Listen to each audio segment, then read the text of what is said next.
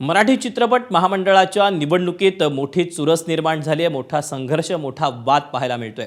राजकारण करून काही लोकांनी अर्ज भरू दिला नाही असा आरोप अभिनेते विजय पाटकर यांनी केला. तसंच एका मंत्र्याचा OSD मागच्या 4 दिवसांपासून कोल्हापुरात आहे आणि तो लोकांवर दबाव आणतो आहे असं देखील पाटकर यांचं म्हणणं आहे. त्यांच्या आरोपांना आता विरोधी उमेदवार मेघराज भोसलेंनी प्रत्युत्तर दिलं.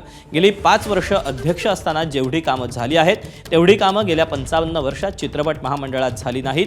विजय पाटकर हे महामंडळाचे अध्यक्ष असताना त्यांनी फक्त चित्रपट मिळवले, त्या पलीकडे जाऊन काहीही काम केलं नसल्याचं भोसले यांनी म्हटलंय.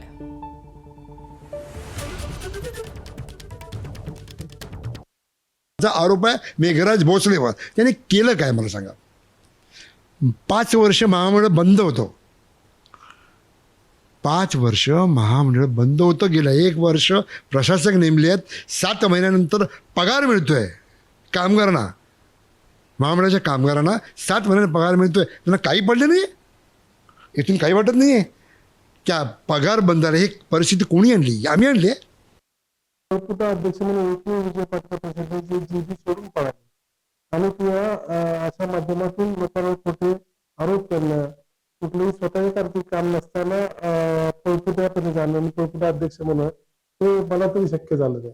निश्चितच आज मला असं वाटतं की कुठल्या तरी मंत्र्यांचं नाव घेणे, त्यांच्या ओळखींचं नाव घेणं, 4 दिवस फॉर्म भरायची वेळ असताना जिथं वर्षाताई किंवा इथं सर्वांनी फॉर्म भरले, त्यांना प्रॉब्लेम आला नाही, तर तिथे काहीतरी सांगून माझ्या दबावाला माझे फॉर्म भरले गेले नाहीत. ऍक्च्युली खरं सांगायचं म्हटलं तर विजय पाटकरांना हा पराभव निश्चित दिसलेला होता.